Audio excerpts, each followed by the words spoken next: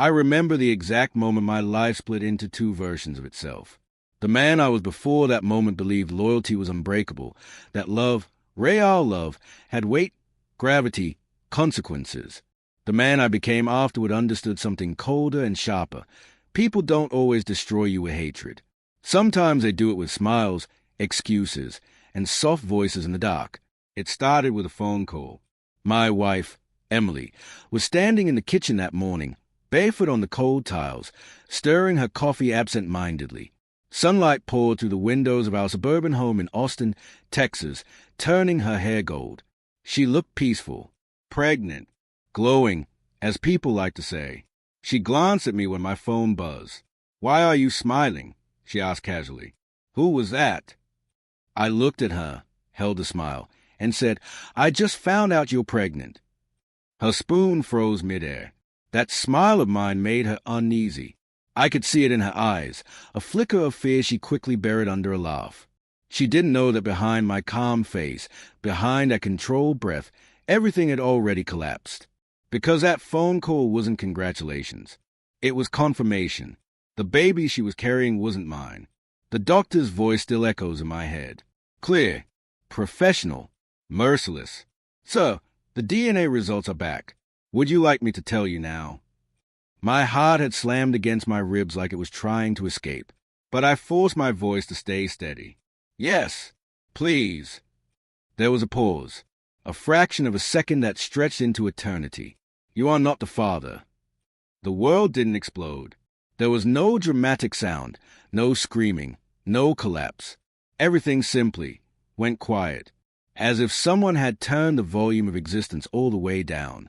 And then, strangely, I smiled, not because it didn't hurt, but because the pain finally made sense. For months, I had been questioning myself, replaying memories late at night when Emily thought I was asleep, wondering where I had failed. Did I work too much at a construction firm I'd built from nothing? Did I stop listening? Did I stop loving her the way she needed? I blamed myself for everything, until the night I stopped pretending not to see. It was close to midnight. Emily slipped out of bed slowly, carefully, thinking I was asleep. I watched through half-closed eyes as she padded into the hallway, phone glowing softly in her hand.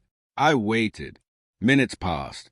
When she returned, she smiled at the ceiling, a private smile meant for someone else. Her phone buzzed again, and she turned it face down instinctively. That's when I knew. The next morning, while she showered, her phone lit up on the dresser. A name popped up, Sarah from work. I picked it up. The messages weren't subtle. They never are when people think they are safe. Hotel confirmations, late-night promises, jokes about how clueless I was. And the worst part?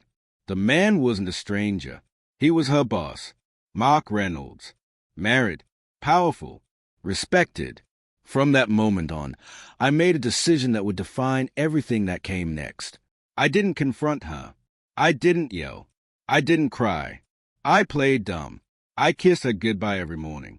I made her breakfast. I asked about her day. I touched her belly and talked to the baby like a devoted husband. And every lie she told, every performance she gave, added another brick to the wall I was building between us. I wanted her comfortable, because comfort makes people careless. And careless people reveal the truth. Weeks passed. The DNA test confirmed what my heart already knew. During that time, I gathered everything: screenshots, emails, receipts, timelines. I spoke to a lawyer quietly, methodically, without emotion. Revenge isn't loud. It's patient. The day I chose was a Thursday. Emily came home early, claiming she felt tired. She walked in smiling, rubbing her belly, acting like the world was exactly how it should be. She stopped when she saw the living room. Her parents sat on the couch. Her sister stood near the window. The air was heavy, tense. "What's going on?" she asked, forcing a laugh. I stood up slowly, calm as ever, and handed her an envelope. A small surprise, I said. Her hand shook as she opened it. Photos spilled out, messages, hotel receipts, and finally, the DNA results. Her face drained of color. This isn't what it looks like," she whispered. "Oh, it's exactly what it looks like," I replied quietly. "You were right about one thing. You're pregnant. Just not with my child. Her mother gasped.